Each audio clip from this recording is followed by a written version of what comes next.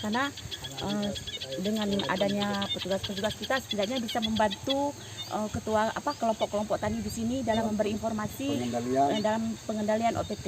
Mungkin itu aja dari kami. Baik, terima kasih. Semangat Go organik.